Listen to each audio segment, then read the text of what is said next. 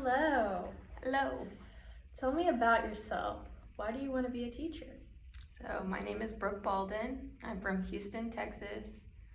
I want to be a teacher. I would say there's three reasons. One is my mom and dad were both teachers growing up, so they always came home and talked about their positive experiences with helping children. Two is I care a lot about kids because I've worked with kids before, so this is something that I knew I enjoyed, so I wanted to pursue it. And then three, I didn't have a positive experience in all of my years of schooling, and I didn't feel like I was a part of a classroom. So that would be my main goal that I would try to change when I get into the classroom. What skills might you bring to teaching? I would say I'm organized, which is important because you're dealing with multiple students, grades, learning progress, and so you just have to be organized in order to help every student succeed. I'd say I'm compassionate, which you need to be compassionate in order to help every individual student. You have to just care about them and care about their success. Okay. What does a highly effective teacher and learning environment look like to you? A highly effective teacher and highly effective learning environment.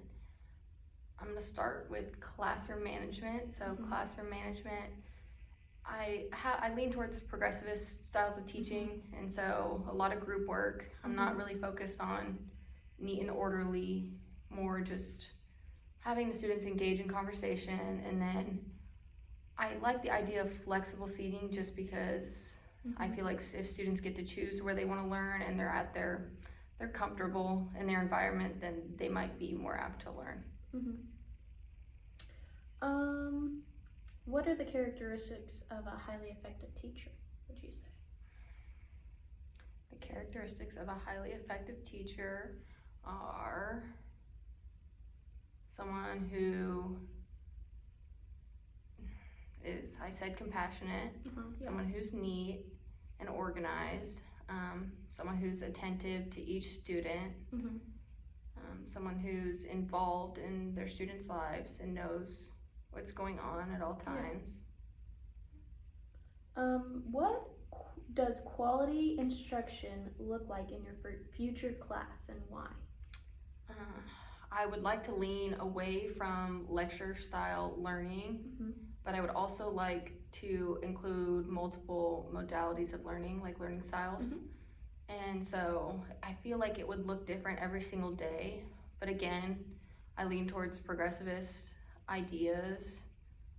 And so I would say a lot of group work and student-led learning, them asking questions and finding the answers to their own questions is something that I would like to see. What might motivate your students?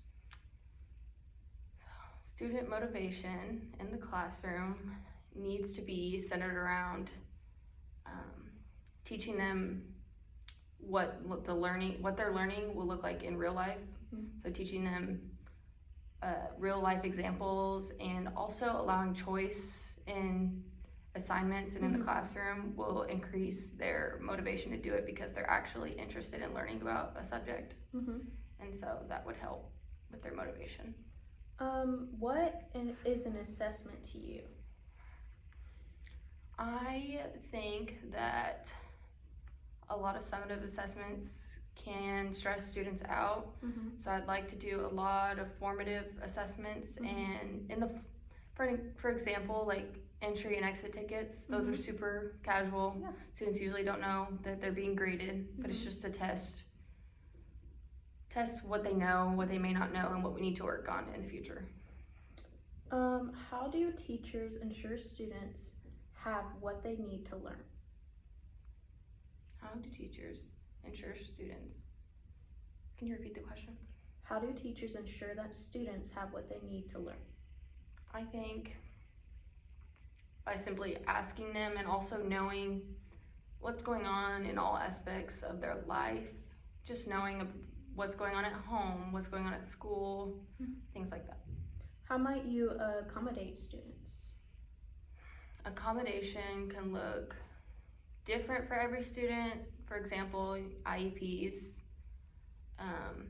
they may require more time to do an assignment in class. And another helpful thing with IEP students is to alert them about transition times, just so they have the preparation they need to move on to the next task.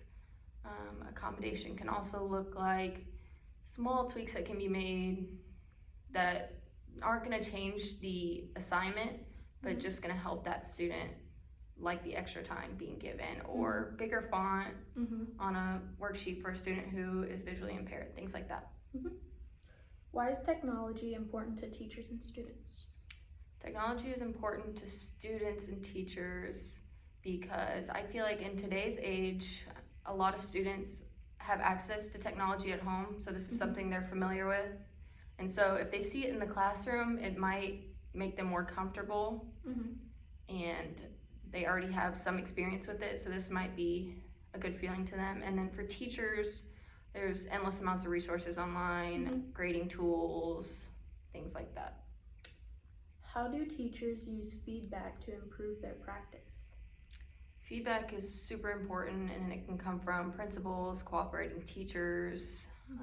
For example, like lesson plans, something I'm a little bit nervous about, but I plan to have someone, either cooperating teacher, my supervisor of like my department, just look over it. And then as time goes, I would obviously become more confident in some of my lesson plans, but just getting feedback from them and then using that feedback to build on my lesson plan building skills would just be super helpful.